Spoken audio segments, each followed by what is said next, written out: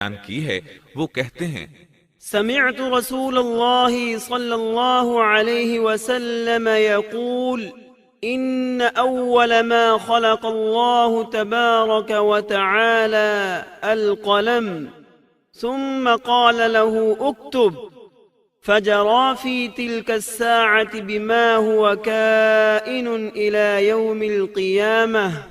میں نے رسول اکرم صلی اللہ علیہ وسلم کو فرماتے ہوئے سنا، آپ فرما رہے تھے بلا شبہ اللہ نے سب سے پہلے قلم کو پیدا کیا، پھر اللہ نے اس کو حکم دیا لکھ، چنانچہ وہ اسی وقت چل پڑا اور قیامت کے دن تک ہونے والی ہر چیز لکھ دی۔ یہ اللہ تعالیٰ کا علم تھا جس کو قلم نے اس کے حکم کے مطابق لوح محفوظ پر لکھا۔ امام مسلم رحمت اللہ علیہ نے سیدنا عبداللہ بن عمرو بن عاص رضی اللہ عنہما کی روایت بیان کی ہے، اس میں سب سے پہلی چیز کے بارے میں وضاحت کی ہے اور جمہور فقہا کی رائے بھی یہی ہے۔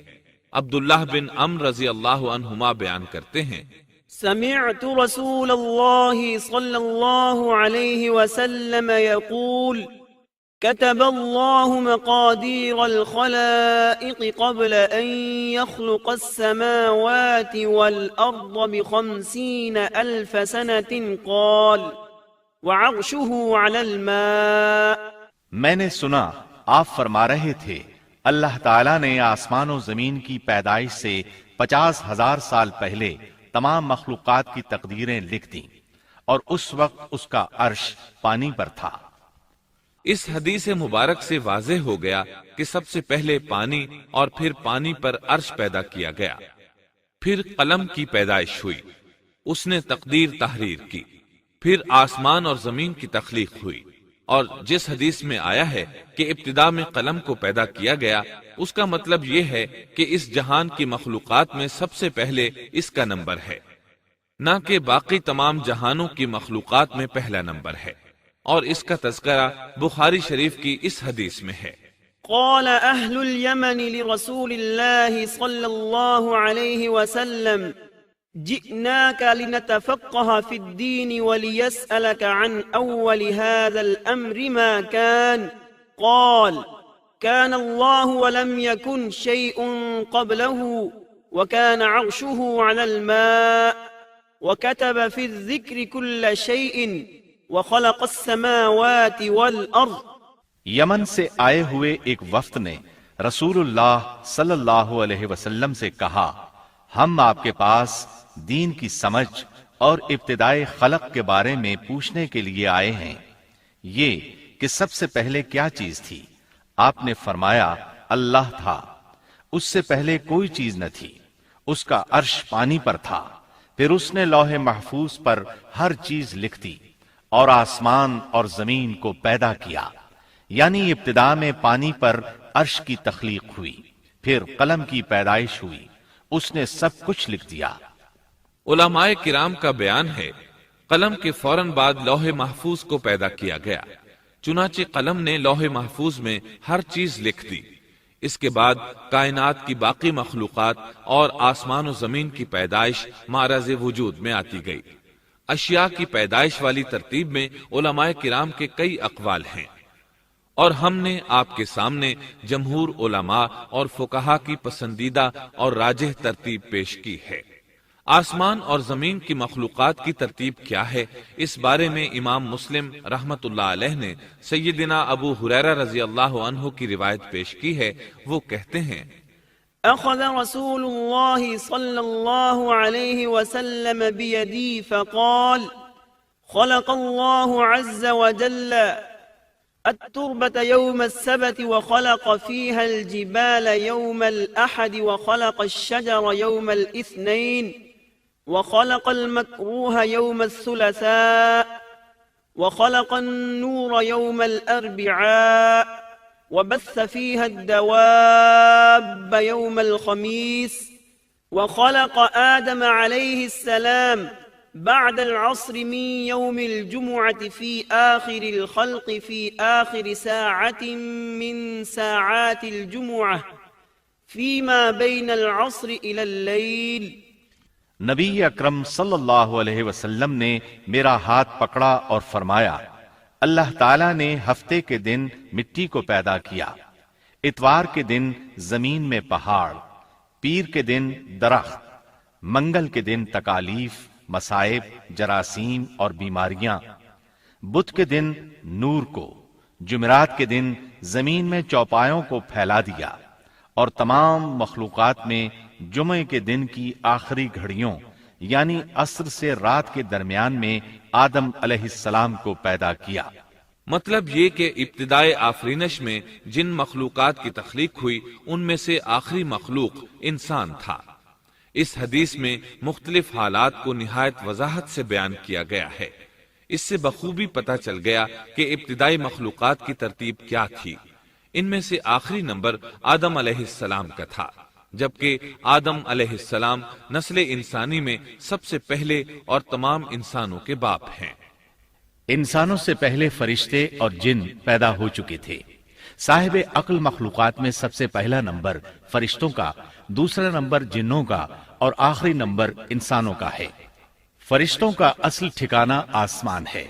اللہ تعالیٰ سورۃ الشورى آیت 5 میں فرماتے ہیں، تكاد السماوات يتفطرن من فوقهن والملائكة يسبحون بحمد ربهم ويستغفرون لمن في الأرض ألا إن الله هو الغفور الرحيم۔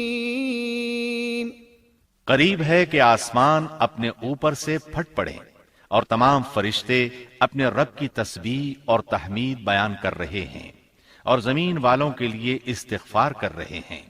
خبردار، اللہ تعالیٰ معاف کرنے والا، رحمت کرنے والا ہے۔ مسلم شریف میں ہے، سیدہ عائشہ صدیقہ رضی اللہ عنہا سے روایت ہے کہ نبی اکرم صلی اللہ علیہ وسلم نے فرمایا، خلقت الملائكة من نور وخلق الجان من نار وخلق آدم مما وصف لكم۔ فرشتوں کو نور سے اور جنوں کو آگ سے پیدا کیا گیا، اور آدم کو اس چیز سے پیدا کیا گیا جو تمہارے لیے بیان کر دی گئی، یعنی مٹی سے۔ فرشتوں کی تخلیق کے بعد جنوں کو پیدا کیا گیا۔ جنوں کو بھی انسانوں سے پہلے پیدا کیا گیا تھا، جیسا کہ اللہ تعالیٰ سورۃ الحجر آیت 27 میں فرماتے ہیں، وَالْجَانَّ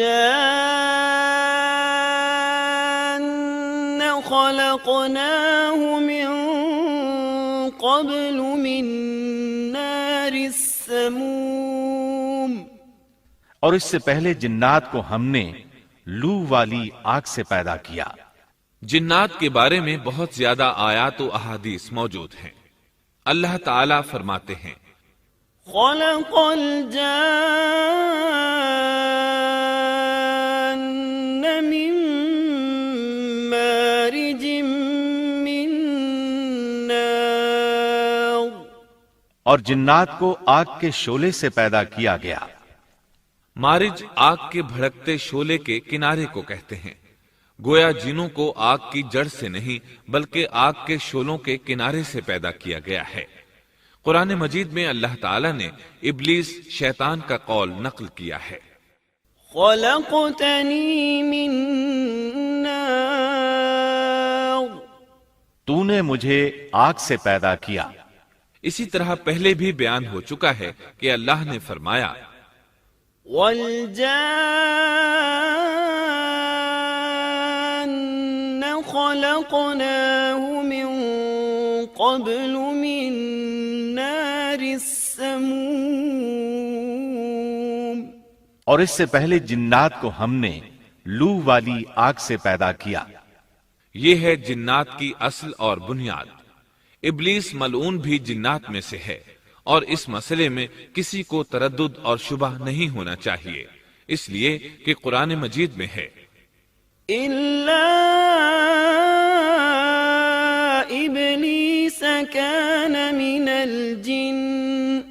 اور ابلیس جنوں میں سے تھا۔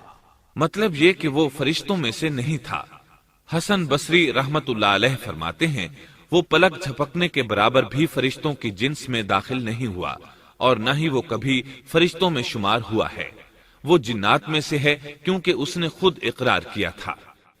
خلقتنی من نار، اے اللہ تو نے مجھے آگ سے پیدا کیا ہے۔ اگر یہ فرشتہ ہوتا تو اس وقت کہتا اے اللہ تو نے مجھے نور سے پیدا کیا ہے، اس لیے ابلیس کا جن ہونا روز روشن کی طرح عیاں ہے۔ سیدنا عبداللہ بن عمر رضی اللہ عنہما اور سیدنا عبداللہ بن عباس رضی اللہ عنہما فرماتے ہیں آدم علیہ السلام سے 2000 سال پہلے جنات پیدا کیے گئے، وہ ہماری اس زمین پر رہائش پذیر تھے۔ آہستہ آہستہ وہ فسق و فجور میں مبتلا ہو گئے، جب وہ فتنہ فساد میں حد سے بڑھ گئے، ناحق خون بہانے لگے، تو اللہ تعالیٰ نے ان کی طرف فرشتوں کا عظیم لشکر بھیجا، ان سے جنات کی زبردست مارکہ آرائی ہوئی۔ اس مارکہ آرائی میں فرشتوں نے جنات کو تہس نہس کر دیا اور وہ سمندروں کی جزیروں میں پناہ لینے پر مجبور ہو گئے۔ زمین کے ہر بر اعظم سے انہیں جلا وطن کر دیا گیا، چنانچہ آج تک ان کا مسکن یہی جزیرے اور عظیم مراکز ہیں۔ یہ واقعہ آدم علیہ السلام کی تخلیق سے پہلے ہو چکا ہے۔ احادیث مبارکہ میں ہے کہ ابلیس ملعون کا ایک تخت ہے اور وہ تمام جنات کا سردار اور حکمران ہے۔ اس کا شاہی تخت پانی پر ہے، اگرچہ اس کی متعین جگہ ہمیں معلوم نہیں۔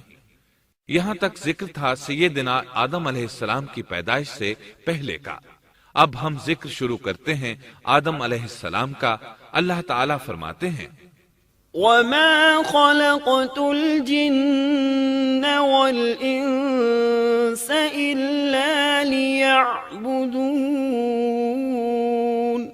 اور میں نے جنوں اور انسانوں کو اپنی عبادت کے لیے پیدا کیا ہے۔ اللہ تعالیٰ نے ہمارے باپ کو کیوں پیدا فرمایا، ہمیں کیوں پیدا فرمایا؟ تاکہ ہم اس کی عبادت کریں، اگرچہ وہ عبادت کا محتاج نہیں، وہ تو بے نیاز ہے، البتہ ہم اس کے محتاج ہیں۔ اس کے اسماء بہترین اور حسین ہیں، وہ عالی شان صفات کا مالک ہے۔ اس نے اپنے ناموں کے آثار ظاہر کرنے کے لیے مخلوق کو پیدا فرمایا، رحمت کے آثار، قدرت کے آثار، جبر اور طاقت کے آثار اور حکمت کے آثار ظاہر کرنے کے لیے مخلوقات کو پیدا فرمایا، ورنہ وہ کسی چیز کا محتاج نہیں۔ آدم علیہ السلام کی تخلیق سے پہلے ہی اس بارے میں اللہ تعالیٰ کا فرشتوں سے مکالمہ ہوا۔ اللہ تعالیٰ نے فرمایا وَإِذْ قَالَ رَبُّكَ لِلْمَلَائِكَةِ إِنِّي جَاعِلٌ فِي الْأَرْضِ خَلِيفَةً، اور جب تیرے رب نے فرشتوں سے کہا میں زمین میں ایک خلیفہ بنانے والا ہوں۔ خلیفہ سے مراد ہے نائب، اور یہ کہ اس کی نسل میں سے ہر ایک دوسرے کا خلیفہ ہوگا۔ جبکہ سیدنا ابو بکر صدیق رضی اللہ عنہ نبی اکرم صلی اللہ علیہ وسلم کے خلیفہ ہوئے، سو اللہ نے ایک خلیفہ بنانے کا ارادہ فرمایا جو زمین میں حکومت کرے اور اس کو آباد کرے۔ چنانچہ اللہ تعالیٰ نے فرمایا هُوَ أَنشَأَكُم مِّنَ الْأَرْضِ وَاسْتَعْمَرَكُمْ فِيهَا، اللہ تعالیٰ نے تمہیں زمین سے پیدا کیا اور اسی نے اس زمین میں تمہیں بسایا ہے۔ اللہ تعالیٰ کا ارادہ ہوا کہ زمین کو آباد کروائے، جبکہ جن اس قابل نہیں تھے، کیونکہ ان میں اس قدر عقل و دانش نہیں تھی کہ زمین کو پر رونق اور سرسبز و شاداب رکھ سکیں۔ علماء جنات کے بارے میں کہتے ہیں ان کا سب سے بڑا عقل مند جن انسانوں کے 10 سالہ بچے کے برابر عقل رکھتا ہے، اس لیے زمین کو آباد کرنے کی صلاحیت اللہ تعالیٰ نے انسان کو بخشی۔ اللہ نے انسان کو بہترین ڈھانچے اور حسین ترین شکل و صورت سے نوازا، پھر اپنی روح اس میں پھونکی۔ فرشتوں نے اس سے سوال کیا قالوا أتجعل فيها من يفسد فيها ويسفك الدماء ونحن نسبح بحمدك ونقدس لك قال إني أعلم ما لا تعلمون۔ ایسی مخلوق کو کیوں پیدا کرتا ہے جو زمین میں فساد کرے اور خون بہائے؟ اور ہم تیری تسبیح، حمد اور پاکیزگی بیان کرتے ہیں۔ اس کے جواب میں اللہ نے فرمایا، جو میں جانتا ہوں تم نہیں جانتے۔